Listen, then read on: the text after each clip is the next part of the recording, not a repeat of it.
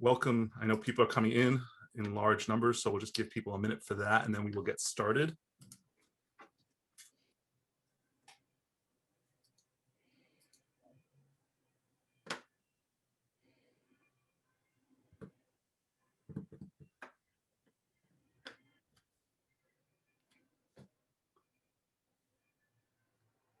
All right. We'll just give it 30 more seconds as people come in.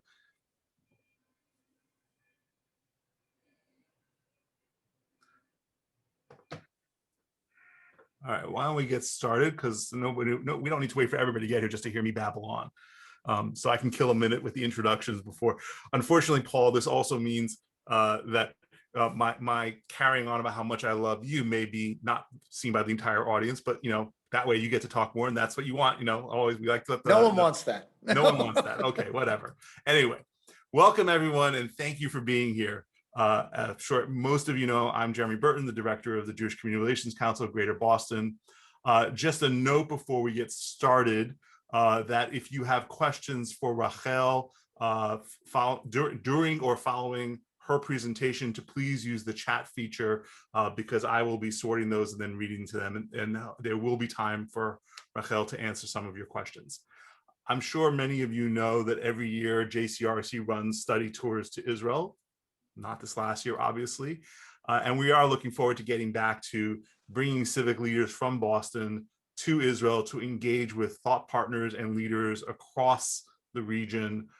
We have a variety of perspectives. Participants get to meet with Jewish, Muslim, and Christian Israelis and Palestinians in order to get a better understanding of the complexities and challenges facing Israel and the region.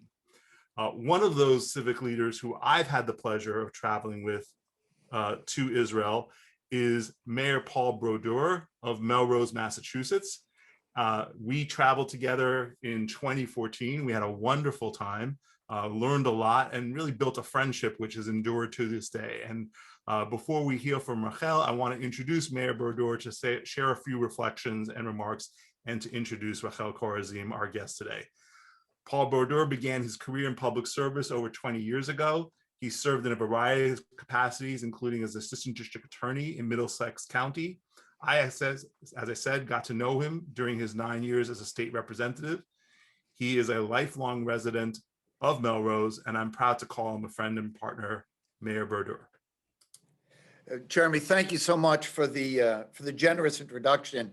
It is really a delight to be with you all today. I wish we could be together. I certainly want to see JCRC continue its mission of bringing leaders over to Israel, because for me, it was really a life-changing experience for a number of reasons. I'm kind of as Jeremy said, I'm a kid that grew up in my hometown, and now I'm mayor of my hometown. That doesn't necessarily suggest a huge worldview or a breadth of experience. And having the opportunity to be in the legislature and meet folks like Jeremy and the folks at JCRC, and not just travel with them, but work together with them on important legislative issues year in and year out, really helped me do a better job as a rep, and it's helping me as mayor. Reflecting a little bit on that trip, I guess there's two things, there's a million things really that stand out. One is that whenever you ask a question, if you are particularly like a first-time visitor to Israel, we very quickly learned that the answer to the question started with, it's complicated. And I suspect that is true for all my colleagues that have had the opportunity to travel there. But in particular, having the experience of being able to visit Yad Vashem, and in particular, the portion of that institution that is devoted to the experience and the memories of the children that were victims of the Holocaust, changes your perspective on everything. It makes the abstract real, and it's something that I carry with me every day, and it informs of a lot of the work that we do in the community around racial injustice, social inequity, and it traces back in many ways to that experience. So I couldn't be more grateful to be able to share a little bit of that with you, and thank JCRC for giving me the opportunity. Uh, and with that, I want to take a moment to introduce Rahel, because Rahel Korazim is doing the work, right? She is a freelance Jewish education consultant in curriculum development for Israel and Holocaust education.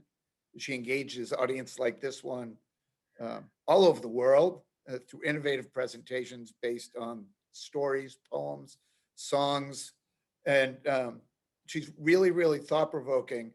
And there's a challenge that Israel and the Jewish community and the world as a whole have, and as we lose folks, as folks pass away that were directly experienced the Holocaust, we have a real responsibility to not forget and to engage in that conversation over time, and recognizing it's almost cliche to say, but it is so true, that if you do not learn from the past, you are doomed to repeat it. And certainly events in our recent political history suggest that we have a long way to go. So I'm excited to have the opportunity to introduce Rahel to you all. I'm sure most of you know her already. She's coming to you all the way from Tel Aviv. So the one thing I will say about the disappointment of us not being able to be together is we do have the opportunity to hear from a real leader all the way from Tel Aviv. So if there is one small benefit to this pandemic, is that this work can continue in this way. So again, thank you very much. And Ms. Korazim, I turn the floor over to you. Thank you so much, Mayor Brodeur, and everybody else, Jeremy, Emily, the staff, and all the guests present here. So it is a privilege, it is an honor to be with you today. And I will introduce my topic in a minute, which will be a particular perspective on what Mayor just shared with us. But I would like to build on the last sentence you shared, Mayor, by saying that since a year and 2 weeks ago, mid-March of 2020, I literally moved to live on Zoom. And I have now done, I think, I'm not bragging, it's the honest truth, over 200 sessions about Israeli poetry and literature to audiences throughout the world, mainly North America. If anybody is interested, you can email me later and I will ask Emily or Jeremy to just put my email in the chat, and you can write to me and find out more about it. And as they say in your part of the world, without further ado, let me take you to my presentation today and to the topic we are going to discuss. So I think the one most important thing that Mayor Badur had said to us before we even started with the introductions and the more in-depth thoughts, that I am in my career dealing with issues of education and teaching about both Israeli society and the topic of the Holocaust. And what I would like to do for you today, with your permission, is to bring the two together. And had those trips that we have done for so many years face to face happened this year as well, and we will not be sitting individually, each one of us facing a screen, but rather in a nice room in a hotel, or for sometimes smaller groups in my own home in Tel Aviv, and we have done that a few times. This presentation would be in context. There would have been something before it and something after it, mainly a visit to Yad Vashem. And it wouldn't be the situation like we are all here today, that each and every one of us had done something different today. And then when the session is over, we will continue to do our individual things. So it relies really on my shoulders and my mind to create that context that we do not normally have today as we would have on the trip. So Israeli Society and the Holocaust, or subtitle, why did we need a new Yad Vashem museum? So the assumption is that we are going to look at Yad Vashem, the central, not the only, but the central place of commemorating the Holocaust in Israel, about which we know that there used to be an old one, and there is now a new one. And we will start our quest today by asking the question of why. Before I do that, let me invite you to watch or study together with me a cartoon, a caricature that was done, I would say, a good 50 years ago, maybe more, in the early years of the state. Those of you, I don't know how many, but if you just look at the bottom left-hand side of the cartoon, you will see Hebrew letters. And if you can decipher them, I could, of course, put them for you in English, but I didn't want to. I wanted to leave it as a riddle. This is actually a nickname of the artist. It's not his name. And it reads like Dosh, which is short for a Hungarian name, Gardos. I too come from Hungarian descent, but we are not going to talk about that. Gardos is a Holocaust survivor who arrived long gone, who the generation of my parents, who arrives in Israel in the early 50s, like many of the survivors, and becomes a major, what does one say about graphic arts? It's not a voice, but a phenomena in Israeli art by illustrating many books of caricatures, etc. And he created an iconic figure, that image of the young state of Israel, like a young boy, dressed in this very simple gear and attire that Israelis were supposed to wear in the early years, with the iconic hat related to as Kova Tembel, the Tembel hat, which means actually a stupid guy, but it's a nickname. Again, it's just one of those simple things. In those years, we were not that gender aware as we are today. So it was fine to have a young boy to represent the state. And he also got a name. His name was Yisrael, just like the state, but he got immediately a nickname, and he was called Srolik. And Srolik did everything. He went shopping and working and to the bank and to the military, etc. We will not do all the cartoons, but we will do this one. So look at Srolik, and why is he important to our presentation today? He's young, like what? 12 years old, maybe less. He is sitting like kids of that age on a branch of a tree. And the branch on which he sits seems to be strong enough to hold him, but the tree itself is off balance. It has a branch that is alive and can carry Srolik safely enough, but there is another way more solid branch that is no more, that was cut off.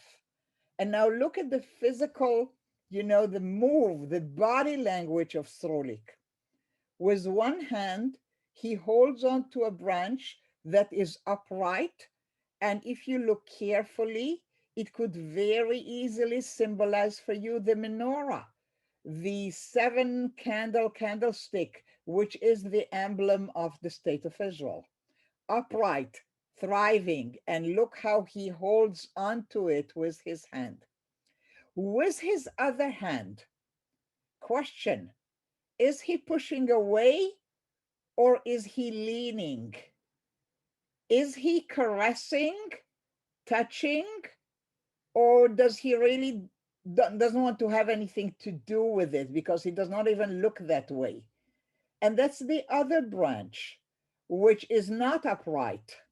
It's like a weeping willow with its leaves dropping like tears on the missing body of the tree. It's not a branch, it's way more than a branch. I think you do not need an interpretation to read how Gardosh, arriving to Israel as a survivor, is looking at Israeli society through these young people who want to hold on to the new and maybe touch, maybe not even that, the pain and the memory of the missing past, the huge part of the tree that is no more. keep this cartoon in mind as we go along our quest. And back to our topic. So if you had a perfectly good Holocaust museum since the mid-50s in Israel, when Dosh and his partners arrive, why would you need a new one? The Holocaust hasn't changed. Thank God, it was bad enough the first time. Why would you want a new one? So had we been sitting in a circle in that legendary room in which we are not today, I would collect your answers and you will tell me some more information maybe came out, archives have opened since.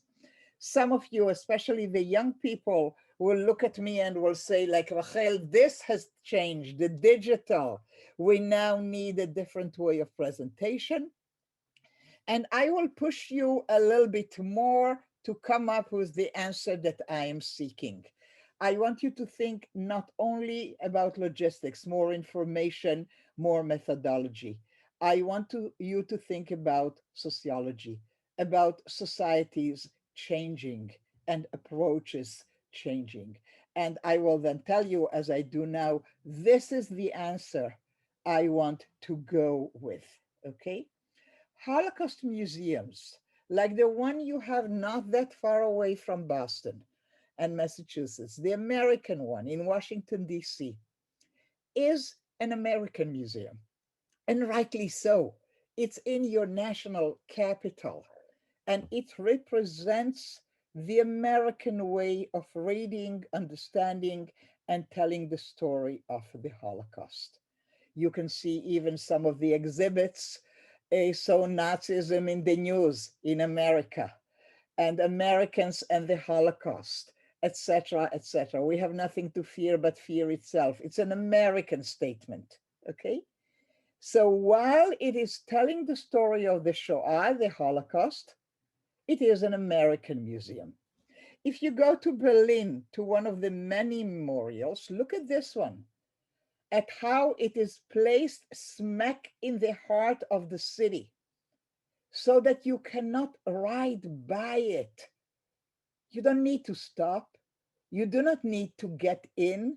It's there, as you say in your American slang, literally in your face. Hello, guys. The Shoah, the Holocaust is our story. We let it happen here. It was part of our lives. We are not going to offer you an opportunity to avoid it by locking it into a closed, safe museum building. It's going to be on the street and you'll be walking by it and remembering. Very appropriate for Berlin. And now we come to Israel. And the Israeli Holocaust Museum is indeed that, an Israeli museum. And I picked up just one of these major outdoor artifacts. And again, had we done the tour maybe together, which I often do with people, I will say, come closer. So metaphorically, come closer and look at this monument. This monument is smack at the center of the Yad Vashem campus. I'm not inviting you into the historical museum. I'm using the campus to talk to you about notions of commemorations in Israel. This particular combination of relief and sculpture was created by the artist Rappaport, long gone, many, many years ago. Rappaport, a Jew, but not an Israeli, created his first version of this upon a request that came from the city of Warsaw, where they wanted a commemoration for the uprising of the Warsaw Ghetto, which Poland in its early years did not see as a particularly Jewish thing, but rather as a Polish thing of the Polish nation rebelling against the Nazis. Mind you, a story that Poland is still struggling with. Was the Holocaust imposed on them by the Nazis? Were they part of it? But we are not here to discuss Warsaw.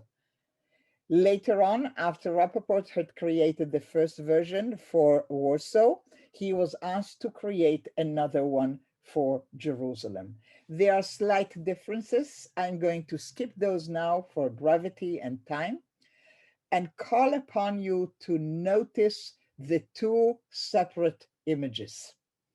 On your left-hand side on the slide, you will see the physical, able-bodied people looking up, arms in their hands, and there are the uprising against the Nazis. And should, God forbid, one of them fall, doesn't matter.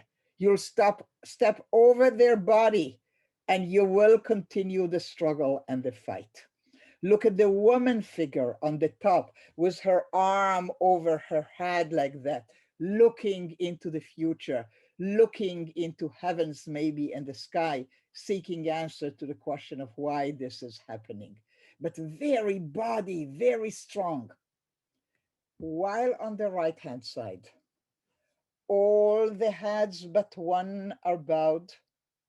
Only one person, that's the little child, looking at us.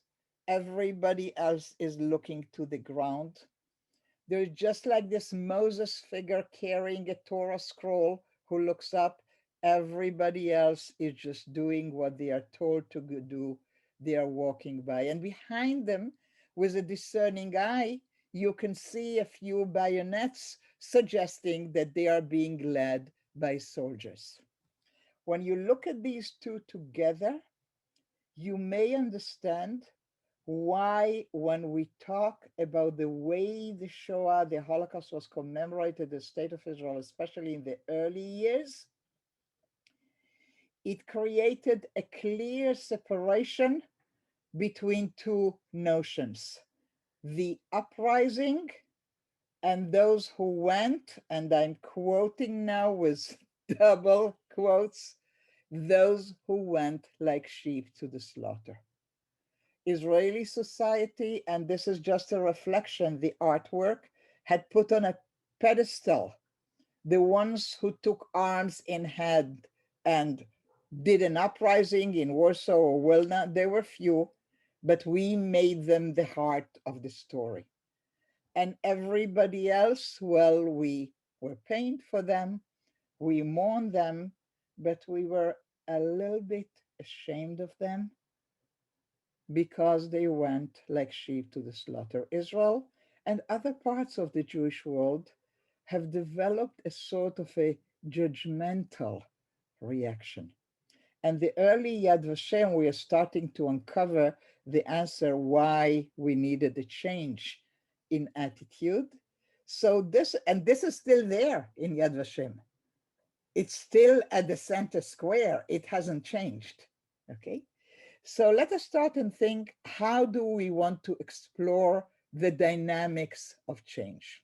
So in the year 2005, and you have a beautiful aerial picture of Yad Vashem, at the heart of which there is this sort of like, I don't know, an arrow or this tunnel that sort of cuts through the mountain. This is the new historical museum. It was created 16 years ago, but you are people who know about how public things are done and how budgets are getting there. In order to inaugurate a new museum in 2005, when did the committee start meeting? And I know some of you are chuckling and laughing, and I do not have time to check with you all for your guesses, but would 10 years be a good guess, at least? Yeah, for the planning and the budget and the permissions and the committees and this and that, a good 10 years. But that's not enough, because these are 10, that would take us to the mid-90s. But I have another question that I want to explore. How many years of walking through the aisles of the early museum, the one that represented that judgmental approach, how many years of walking through these aisles and not liking it anymore and going like, what? How much time between that and putting that committee in place? I'm asking you a simple question. Answer it in your heart. I will not check. How much time between complaining and doing something about it? Because that's the crux of the matter.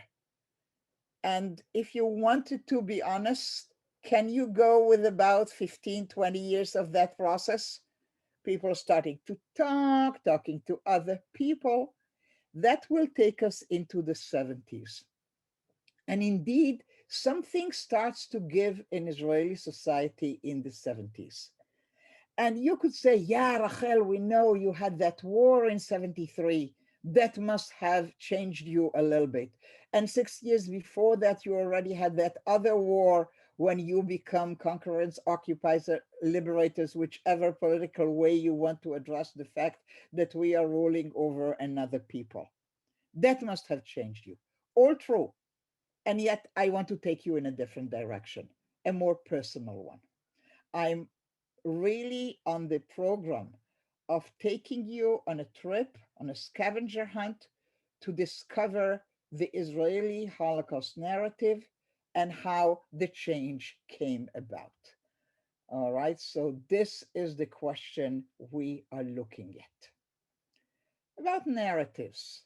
And you were mentioning, I don't remember now if it was Jeremy or Mayor Badur, who said that when you ask a question in Israel, they start telling you it's complicated. So I'm in exactly the same position. Like, what Israeli narrative? Is there at all one single Israeli narrative over which we all agree? Of course not. So let us go to the two ends of the Israeli continuum, okay? I'll put on the right-hand side the ultra Orthodox, and on the left-hand side, a sort of an iconic secular Israeli Jewish family. And each one of them will be raised educationally on a different perspective of the Holocaust. So if I wanted to do justice by you, we will have to explore these two ends to hopefully get to that golden center that we all hope for. And I'm not sure it really exists, but we hope for some sort of a medium. In order to start uncovering that, I'm inviting you to the year 1946. I could start my narrative in the midst of World War II, but then speaking to a group of Americans such as yourselves, I'll have to go into the big questions of who knew what when. Could the Pentagon have ordered the bombing of Auschwitz? Extremely interesting, not for our sake today. So I'm steering away from that by moving a whole year after liberation, at which point nobody can claim they do not know.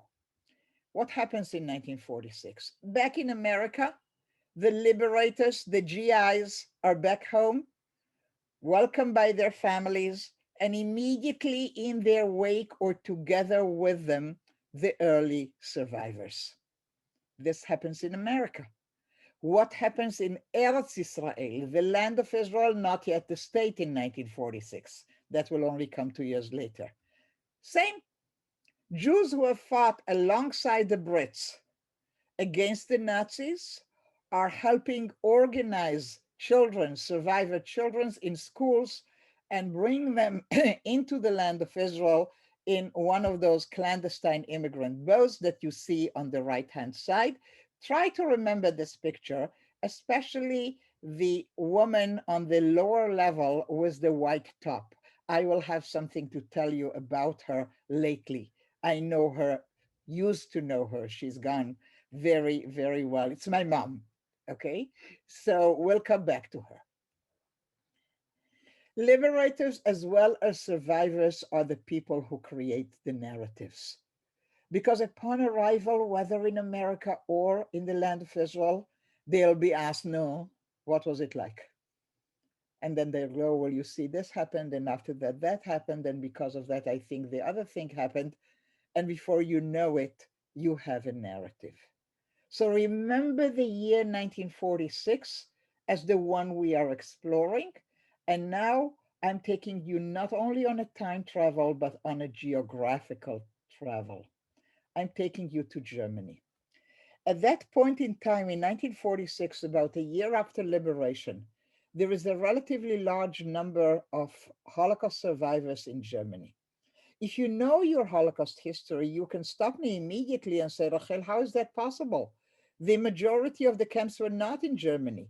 They were in Poland and in the Ukraine and in Moldavia. So let's quickly look at the map. And when I meet you face to face, I never have the map, so I have to make you imagine it. But this is Europe as the Allies are closing in on the Nazis. And from the West and the South will be the French and the Brits and the Americans. And from the right, the East, will be the Russians who are pushing the Nazis back through the Ukraine and Poland into Germany, where the camps have been. And as they are evacuating, the Nazis have to forth march the remnants of the survivors from the camps into Germany with them. And result, by the time World War II ends, May 8th or 9th, depending if you are an American or a Russian, but these are the two dates, there is a relatively large number of Jews who have survived Nazi concentration camps in Germany. Germany is now divided between the four allies, okay? So I don't need to repeat them to you. You see the flags. It's the Brits and the French and the American and the Russians. And in the middle of the red zone, which is the Russians, you will see Berlin that is in itself divided again among the four allies. If you are a Jew who survived Nazi concentration camps in the year 1946, which of the four zones would you rather be in? And the fact that you are in a given zone does not immediately give you a ticket to go to that country. And yet, if you are not a diehard communist, there is nothing for you in the Russian zone. The French had nothing. Their country was overtaken at the beginning of World War II by the Nazis and looted to the ground.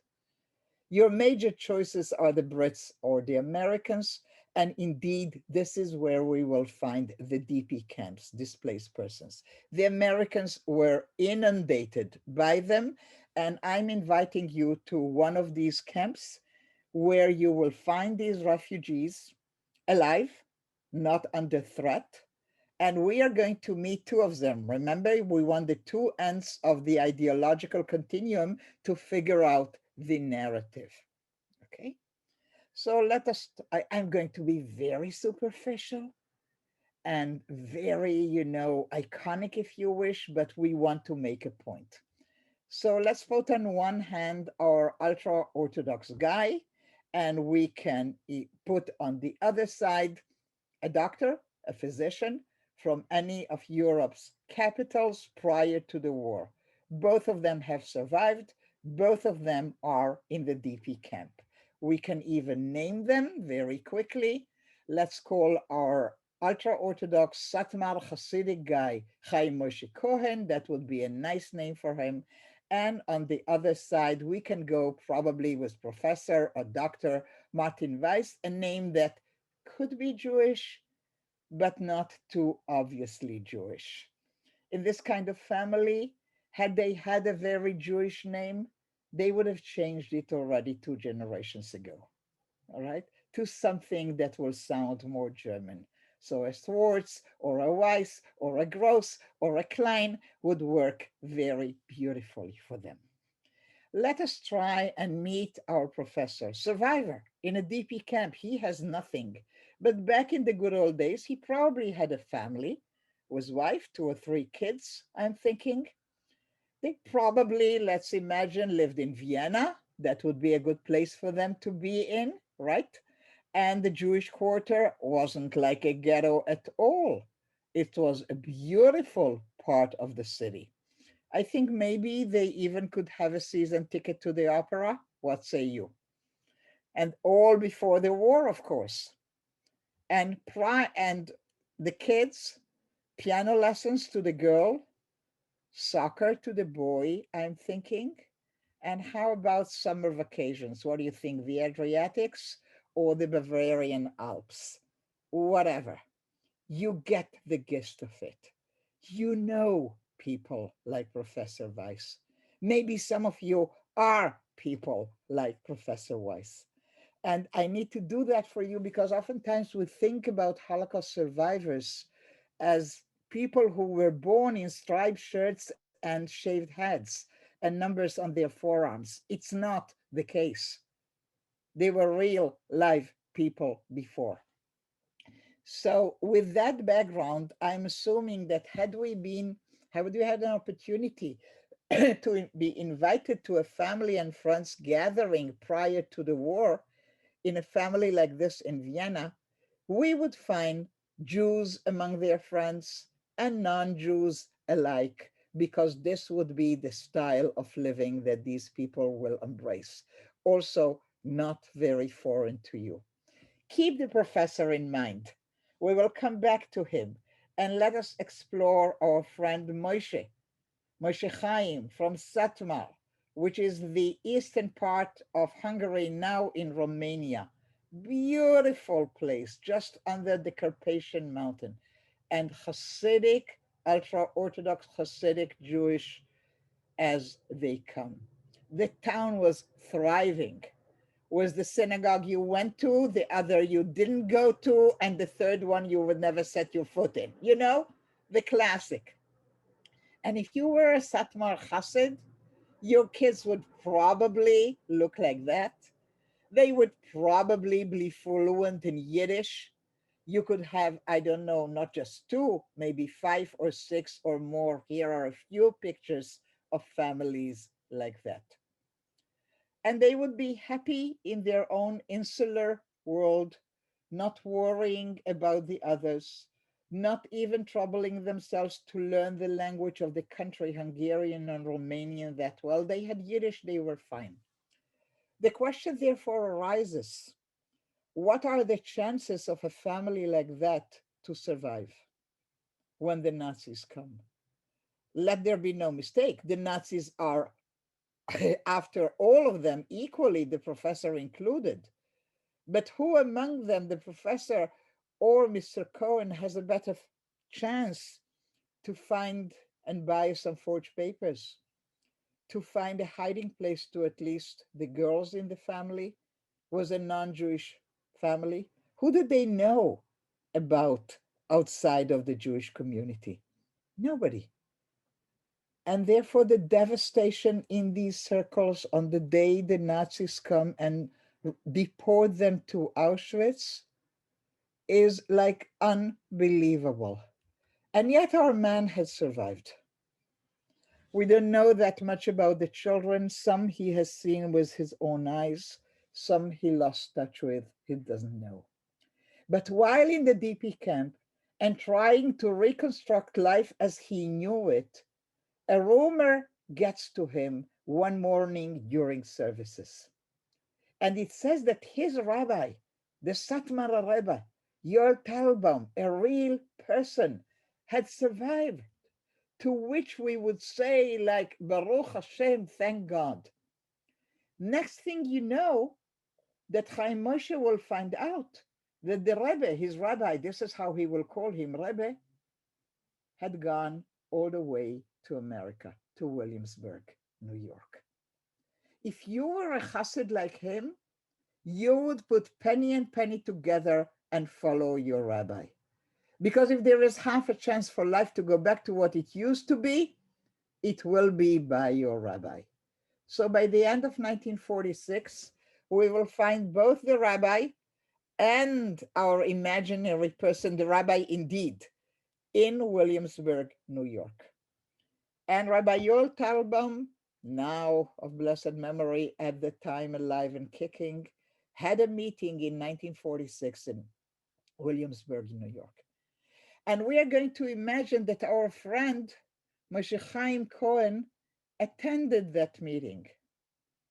And with what his eyes have seen during the Holocaust, it was urgent for him to ask his rabbi, to whom he finally can address a question after all these years, Rabbi, why?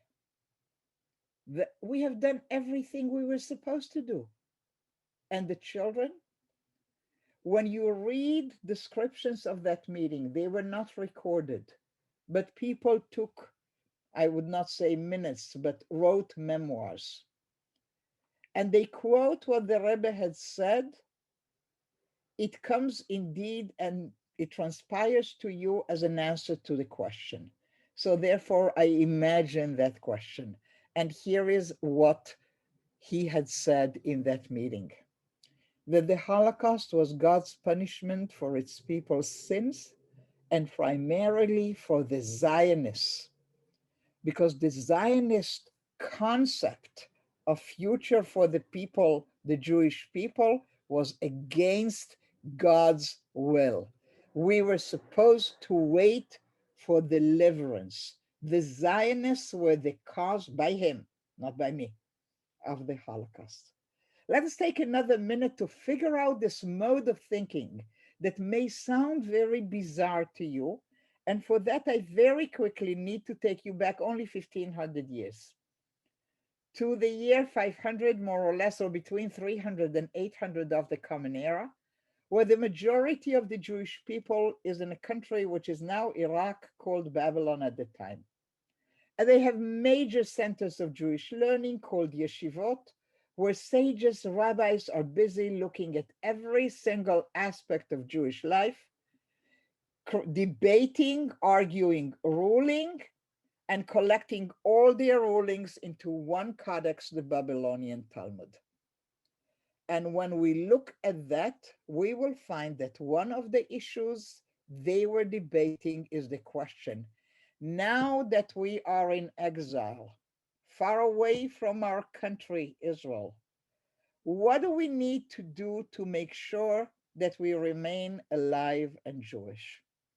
And they come up with three answers that will sound medieval to you, which indeed they were, but we will translate them into modern era language. They say that the three things that we need to take an oath to so that we remain alive and Jewish: not to rebel against the nations, not to climb the walls, weird, huh? And not to force the end. Also weird, but I'm here to make it clearer. Let's translate not to rebel against the nations to a simple principle. Wherever you are, live by the law of the country. Sometimes when I speak to groups that are mainly Jewish and I ask them what was the first oath, and Jeremy can testify to that, they will tell me keep Shabbat, eat kosher, marry Jewish. No, these Every rabbis time. were very practical people. Live by the law of the country. And I will check with you and my audience, just en principe, whether this still holds water by American Jews. And you will tell me, of course, you are first and above all American citizens. And if there are Jewish people among you in the virtual room like now, if indeed that is the principle according to which our parents and earlier generations have raised us, how does that make us feel should a Jew misbehave in America? Let me give you a few quick examples. And you cringe if you are a Jew, right? Because that makes you feel uncomfortable, or rather ashamed, which in Yiddish is shande. So lo and behold, a principle created 1500 years ago in Babylon still holds water by American Jews in the 21st century. You better behave, because you're not there alone. And your behavior is seen as representing all of us. Do not climb the walls? Ha! Means do not force your entry to places where they do not want you. And I could take you to Middle Ages Krakow, which was the capital of Poland, and Jews were not allowed to live inside, just come and do business. I could take you to British Mandate Palestine, where the entry of Jews is curtailed. But why should I? I can take you to your own country, North America, in the first half of the 20th century. Country clubs, hospitals. Why did Jews need to build hospitals in America? Was there anything wrong with American hospitals? Of course not. But Jews were not allowed, not as patients, they were accepted as patients, but the doctors could not practice. And when universities were curtailed, I heard in Boston that you came up with a solid invention of your own called Brandeis.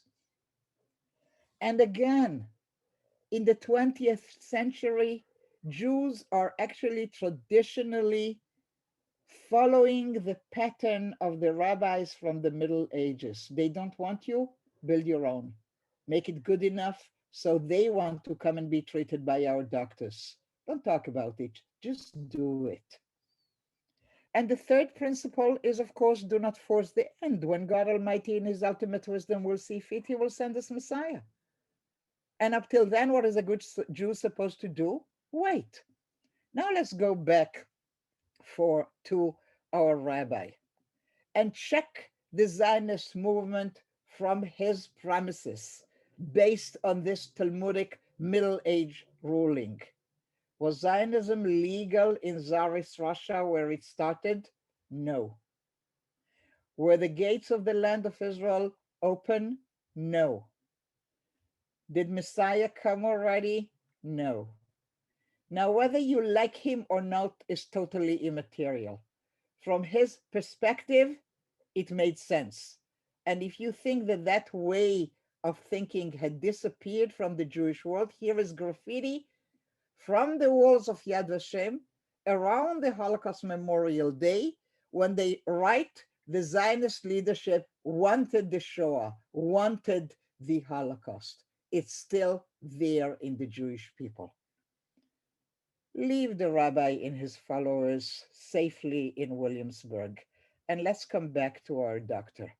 But not in the DP camp. When he was young, and he went in Vienna to this Zionist youth movement, and they were dreaming about going to the land of Israel and drying the swamps and doing kibbutz and what have you. And he came home and shared it one Sabbath evening with his family. And they said, "Are you nuts? Is this why we are working so hard to put you through medical school? For you to go to the desert? This is the 20s, you know." And his fiance, I know what she said, because I would have said the same. She would say, "Martin, let's get married first and then we'll see." And then life happened. And they got married and had the kids and the piano classes and never left Vienna. And life was good until it stopped being good. Now in the DP camp and no word from their wife and kids, I'm sorry to tell you. A letter reaches our friend, the doctor, from the land of Israel. When a friend from that youth movement is writing to him and saying, "Marty, I just got word that you have survived. How wonderful." Listen, man, I did go to the land of Israel at the time. The drying swamps and all that did not work out that well for me. So I left the kibbutz and went to Jerusalem to the Hebrew University, where the medical school just opened in 1925. Graduated. What can I tell you, man? I did good. I now am a professor in the faculty and also in a head position in the hospital on Mount Scopus. And man, we need you. You understand that when the survivors start arriving to this country, we will need every medical person that we can have. There'll be a huge work to do and to train the next generation. Please join us. Martin, not knowing what else to do with his life, boards one of those clandestine immigrant boats and arrives to the land of Israel in the year 1946, just like my parents. And because he's such a famous professor from Vienna, I think that the top of the Jewish leadership at the time would like to meet him. What say you? I'm going for Ben Gurion, really the leader of the Zionists in the land of Israel. Ben Gurion is busy. This is 1946, but he will find the half hour to meet our professor.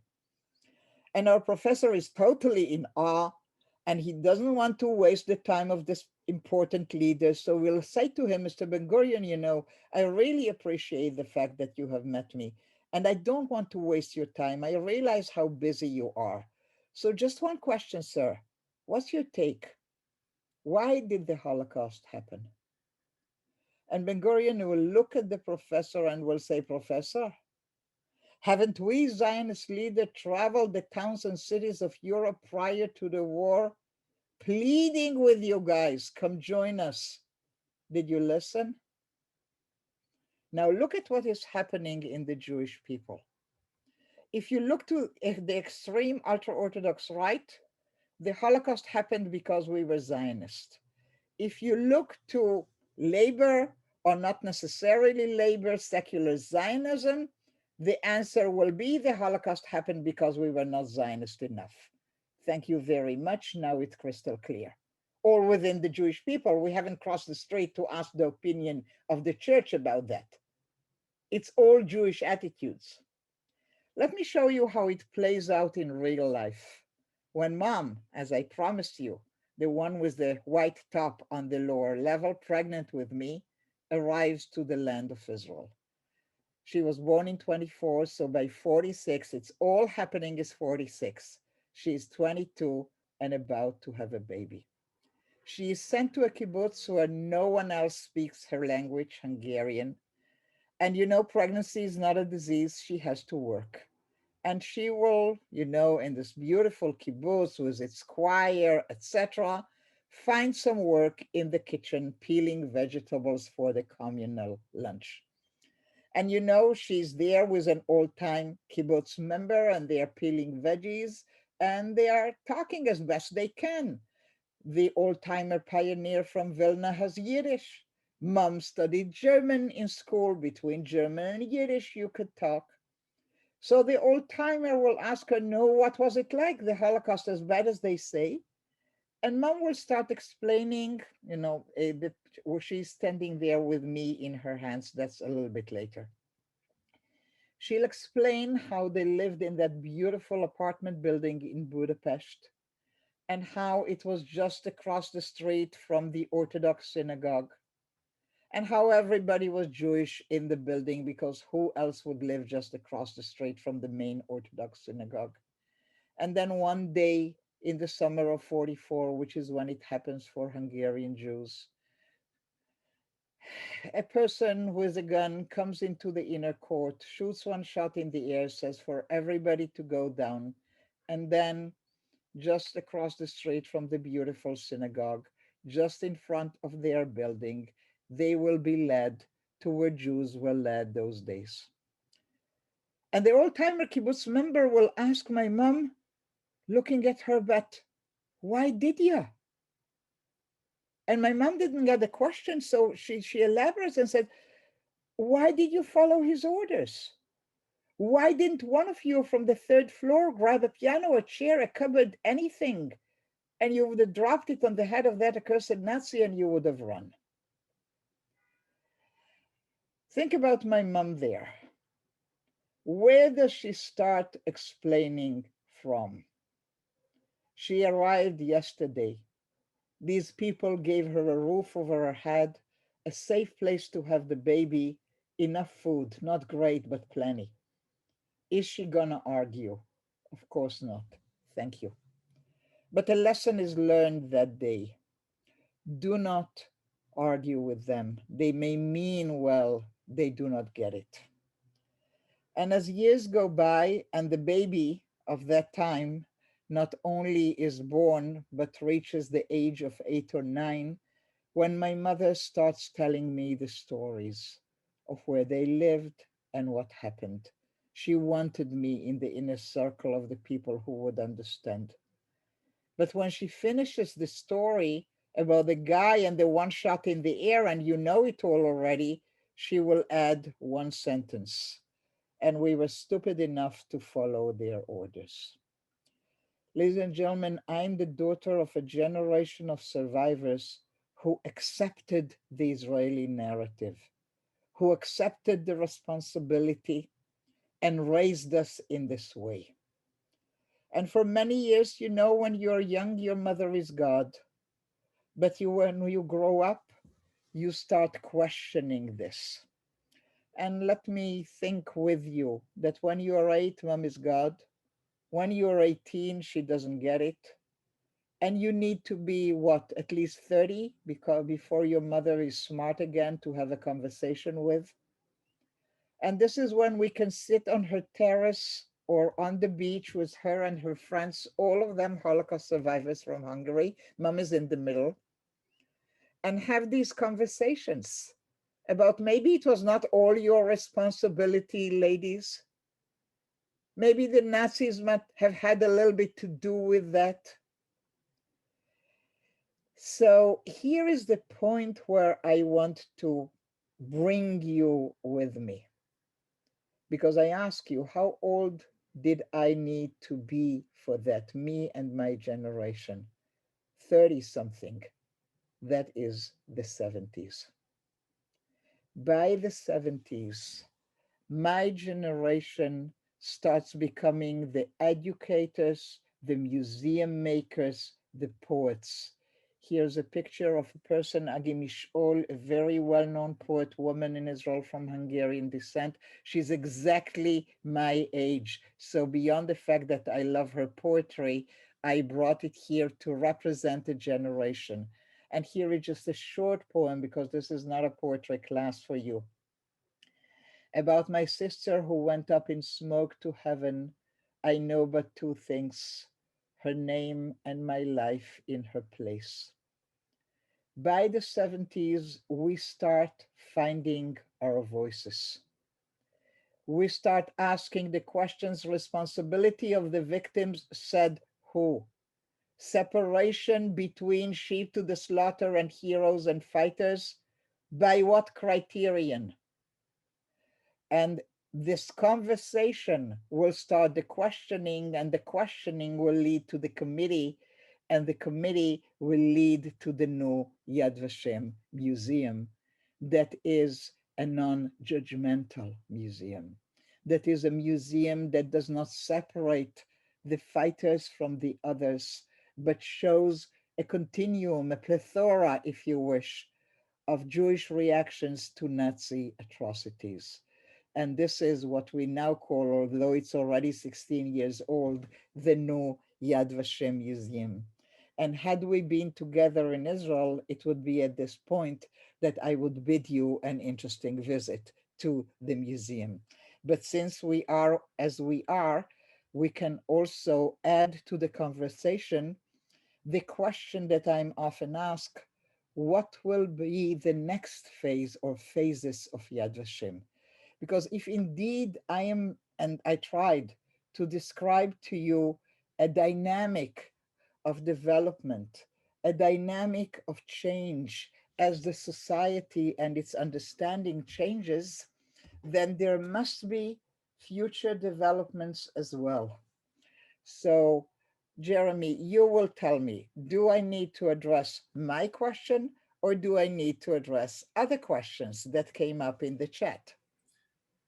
Thank you very much, Rachel. For the audience, Rachel knows that, I have had the opportunity to hear Rachel introduce Yad Vashem to so many audiences over the years.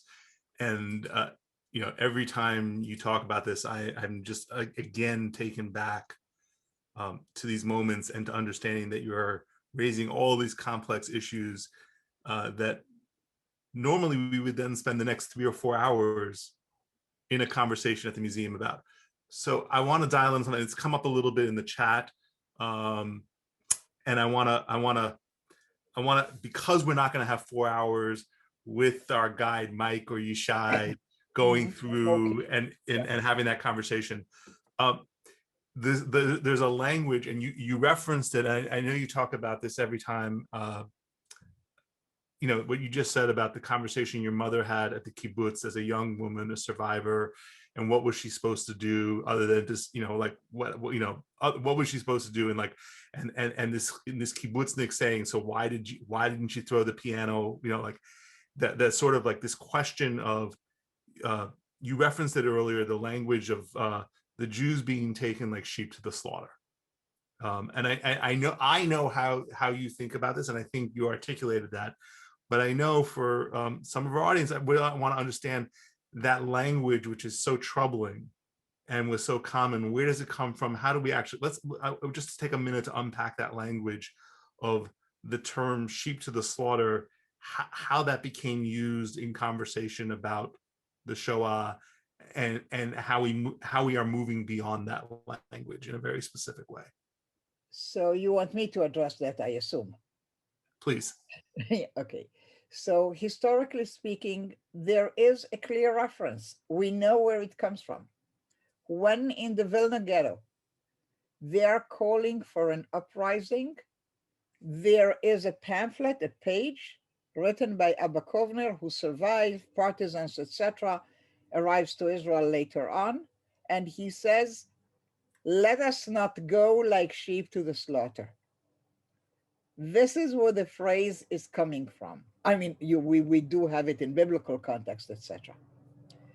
And I think that Abba Kovner was within his right to use it.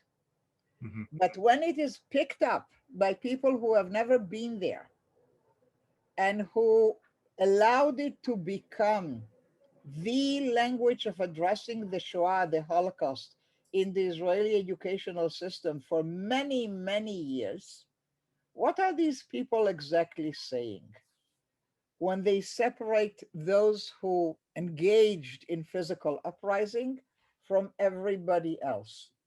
So here is how I look at it, and I'm not alone, of course. I just am bringing the voices to you, and I teach a lot about that through the poetry of the ages. I'll grant you it's extremely courageous to stand up to a Nazi tank in the Warsaw Ghetto with a Molotov cocktail in your hand, or stand on a rooftop and throw it down at the approaching Nazis. But is it more courageous than sharing a slice of bread with another inmate in Auschwitz? Is it more courageous than giving your baby away so that she can survive no matter what happens to you, even if you will never see them again? And I could go on and on and on. So who gave us the right to sit in Tel Aviv, Jerusalem, or Boston and create an echelon of heroism? And this is what is now, in the last, I would say, 2 decades, being addressed. So this is one thing that I'm seeing as a development, which is a result of my generation. I had nothing to do with Yad Vashem, with the building and creating of the new museum, but I had a lot to do with curriculum development. And this is where you want to make the impact as well. Choosing the poetry that should be taught that addresses these issues. Okay, even as recent as last night for me and daytime for you, I was teaching a poem by Sitzkover written in 1949 upon his arrival to Israel, or a year later, a Yiddish poet who lived in Israel, and addresses these very same issues and how he is not believed, how he is looked down upon, and he was a partisan. Okay, so that's a very, I think, important issue for people such as myself, and not only those who come from survivors, others as well, who would like to make sure that the way we teach about the Holocaust is not judgmental. Thank you. A question that came up in advance of this talk, and it actually came from a couple of alumni of who've met with you over the years, and have continued thanks to your teaching and helping them to understand Yad Vashem and the Shoah in an Israeli context. So some of our alumni have been paying attention over the last year, even with everything else going on. I know there's been a bit of a controversy about the leadership of Yad Vashem, and that some of the survivors and the children of survivors in Israeli society have spoken out about the leadership or the process of selecting. For Etam to be named as the new head of Yad Vashem. So I want to connect that for you. So like give you not to put you on the spot, but you also talked about this, you raised this question right at the end about what will be the next phases of Yad Vashem. And I guess that's really the question is, what will the next phases of Yad Vashem be? Where is Israeli society going in its imagination about Yad Vashem in the world? And this conversation that this second generation is having around this selection. Okay. So let me talk to you from my perspective, my wishes and hopes, and then my honest appreciation of whether that is feasible. Because now it's not the survivors who are aging, they are almost all gone. Now it's us, the second generation, who are aging. I'm gonna be 75 on my next birthday. So now it's already our children who are coming into the conversation. I'm going to take you back into my PowerPoint for a minute just to look at one picture and start my answer from there. So if you look that sort of arrow cutting into the mountain, which is the new Yad Vashem Historical Museum. So when you come on your visit, you will start from the side that looks like a triangle, which is nearest to us, the viewers, and you will conclude on that other side where the triangle sort of opens up like two wings. And this is where I'd like to start my answer from. Can you see how I point with my Yes. arrow to it? Okay. So when you visit Yad Vashem, this is where you conclude your visit of the historical museum. And it opens on a huge window on the Jerusalem hills. And I think it couldn't be clearer to your audience what Israel is saying. After that, Israel, you know? And this is what you need to have in front of your eyes. Israel, after all that happened to us. And when you maybe retrace your step, you will indeed see that the way that the narrative of Yad Vashem, non-judgmental, more comprehensive, etc., yet there is an aspect that it is not addressing at all. It is talking about the survivors who, after what had happened, DP camps, meeting a new spies, getting pregnant, la la la la, my family story, make aliyah to Israel. Nice. What about your survivors? What about the survivors who never wanted to go on those clandestine immigrant boats to come to the land of Israel? They wanted to go to America or Australia or Argentina. What about those who wanted nothing but to go home to Budapest and Łódź and Warsaw? Israel does not tell the story of survivors who gleaned other meanings and other visions for their lives beyond Israel.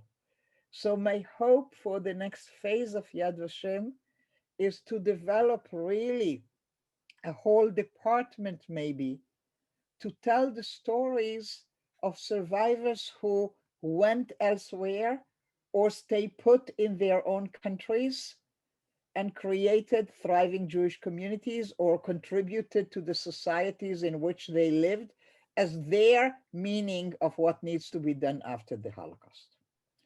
That I'm still hopeful may yet happen, maybe. My other hope, where we will say this horrible stuff had happened to us, but there were other genocides in the world. And for many a year, the Israeli attitude had been, don't touch my Holocaust, you know? Don't compare it to anything. Even you in America have issues with, God forbid, comparing. Well, if we don't compare it to anything, just leave it safely in a vault and not touching it, what are the chances that we will learn anything? And when I was younger, I was still hoping that Israel will find it in its heart to create that additional wing to Yad Vashem, where it will start telling the stories of other persecuted nations, other people who suffered genocide in the 20th century, before and into the 21st century. With where the state of Israel is going right now, with where the assigned leadership of Yad Vashem is going, this not going to happen in my lifetime, I'm afraid. Well, you always give me so much to think about, and I know I always feel very blessed to be opened up to the conversation about Yad Vashem and the Shoah, in the Israeli conversation, in the Jewish conversation, in the global conversation. Every time we see each other, we are.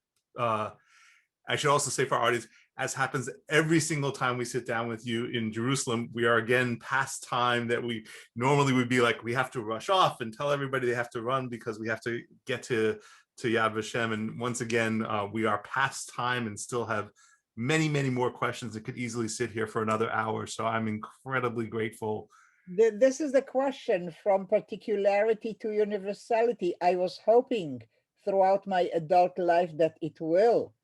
I am not sure anymore with how Israeli politics and society is developing. I'm not sure.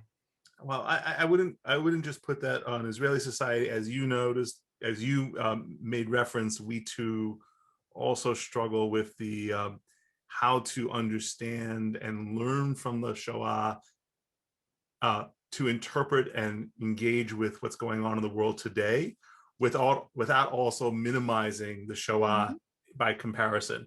And I know, like, here in Boston, we have our New England Holocaust Memorial, and it's not coincidental that it's only a few hundred feet away from the memorial to the Armenian genocide. And I know that many of the groups of youth who come here to Boston to go to both sites learn about a relationship between those two, the Armenian being the very first modern genocide, and of course the Shoah, which followed suit, follows and in some ways is informed by the fact that there were people who watched the Armenian genocide and the lack of a response and outrage to that. So certainly the ongoing work of making the connection. I know here we're talking about what's going on in China with the Uyghurs right now, and I'm not asking for your comment on that because I'm trying to wrap up. But we're talking about what's going on in China. Our former governor Mitt Romney recently wrote an op-ed about boycotting the upcoming Winter Olympics in China over this issue. So there are definitely many ways in which we have to keep making sure to both not forget the Shoah, but also to keep applying its relevance and how we continue to evolve our understanding of its relevance to our lives and our lives in the world today. This is an ongoing conversation. Obviously, I, for one, am very eager to follow in your footsteps of actually getting a vaccination, so that someday soon we can be back with you in Jerusalem or Tel Aviv to hear directly. But certainly it is a blessing for all of us as we are preparing for Yom HaShoah, the day of commemoration for the Holocaust in a few weeks, to be able to have you put some of this in context for us and give us a lot to think about. So I just want to say thank you, Rachel. Thank you for having me. It's always a blessing. For those of you in the audience who want to learn more about JCRC's Israel work, including our Boston Partners for Peace and our study tours, we'll throw a link in the chat to our program areas. As a reminder, our next speaker series program is actually this very next week on March 30th with Boston City Councilor Michelle Wu and Dr. Tariq Abu Ahmad from the Arava Institute. They will be discussing the challenges of climate change, both in Boston and in Israel, and more details will be sent to you in the follow-up email.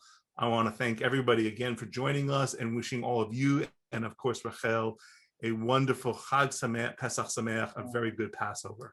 Thank you. Yeah, thank you. A lot of cooking before that happens. A lot of cooking. Okay, thank you for having me, and the best wishes to all of you. Get your vaccinations. We're trying. Okay, I'm going to leave now. Thank you. Bye-bye.